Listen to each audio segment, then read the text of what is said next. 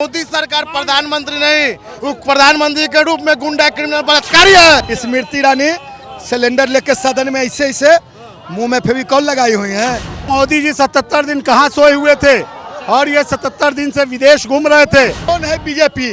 BJP कौन है? भागो जनता पार्टी। बलात्कारी है, बलात्कारी। हम लोग मां बहन हम लोग की सेफ नहीं है। मणिपुर की घटना देश को शर्मसार करने वाली घटना है। जितना बड़ा दर्दनाक घटना हुआ, उस घटना के बाद मोदी जी और अमित शाह को तुरंत इस्तीफा देना चाहिए। जिस तरह से वहां पर घटनाएं घटित हुई हैं, देश के प्रधानमंत्री को चाहिए कि मणिपुर के मुख्यमंत्री से इस्तीफा ले लें। हिंसा मामले को लेकर के तमाम जदयू के नेता कार्यकर्ता सड़कों पे उतर चुके हैं। जिस तरह से महिला को नग्न घुमाया गया, काफी आक्रोशित है। हम इनसे ही बात करेंगे, क्या कहेंगे जिस तरह से घटना घटी, अब तो आप लोग सड़क पे उतर चुके हैं। मणिपुर की घटना देश को शर्मसार करने वाली घटना है। देश की 140 करोड़ की आबादी शर्मसार हुई है और देश के प्रधानमंत्री ने 77 दिनों में चुप्पी नहीं तोड़ा। या 2 महीना से हिंसक जो आंदोलन चल रहा है, जिसमें 150 से अधिक लोग मारे गए, 2 महिला को नग्न घुमाया गया, 2 महिलाओं के साथ सामूहिक बलात्कार हुई, 2 बार देश के गृह मंत्री गए, लेकिन किसी प्रकार की कार्रवाई नहीं हुई। और यही नहीं, जब सुप्रीम कोर्ट ने संज्ञान लिया है कि सरकार कार्रवाई करे, नहीं तो सुप्रीम कोर्ट कार्रवाई करेगी, तो सरकार की, केंद्र सरकार की नींद खुली है। और यही नहीं, बल्कि जिस तरह से वहाँ पर घटनाएं घटित हुई हैं, देश के प्रधानमंत्री को चाहिए कि मणिपुर के मुख्यमंत्री से इस्तीफा ले लेना, मामले की सीबीआई जांच कराना, या प्रधानमंत्री। मोदी तो कह दिए बख्शे नहीं जाएंगे जो भी इस तरह के कांड किए। ये मोदी जी 77 दिन कहाँ सोए हुए थे और ये 77 दिन से विदेश घूम रहे थे, लेकिन देश की खबर नहीं थी। महिलाओं को नग्न घुमाया गया। वाले तो कह रहे हैं कि 2 समुदाय के बीच इस तरह के हिंसक झड़प है, जल्दी कंट्रोल कर लिया जाए। वहाँ का लॉ एंड ऑर्डर फेलियर है, कानून फेल है।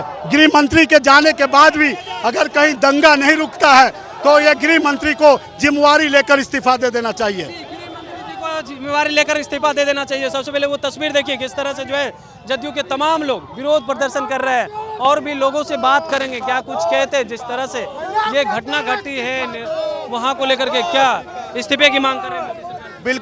बिल्कुल मांग कर रहा है। मोदी सरकार प्रधानमंत्री नहीं, वो प्रधानमंत्री के रूप में गुंडा क्रिमिनल बलात्कारी है, बलात्कारी है, बलात्कारी। हम लोग मां बहन हम लोग की सेफ नहीं है। नहीं सेफ है भैया, नहीं सेफ है, नहीं सेफ है। बीजेपी वाले करे हम लोग के राज में ही सुरक्षित है। आप देख तो रहे हैं, वोट नहीं देने के कारण क्या हो रहा है। महिला, माँ, बेटी, बहन लोग के साथ देख रहे हैं। ऐसा तो नहीं है न्यूज आपको पता नहीं है। इसलिए भैया सभी भारतीयों से अनुरोध है कि इस मोदी सरकार को, जो गुंडे क्रिमिनल की सरकार है, इसको हटाने का काम करें। और बेटी पढ़ाओ बेटी बचाओ आगे बढ़ाओ का नारा देते हैं, बोलते हैं ये लोग क्रिमिनल है, क्रिमिनल।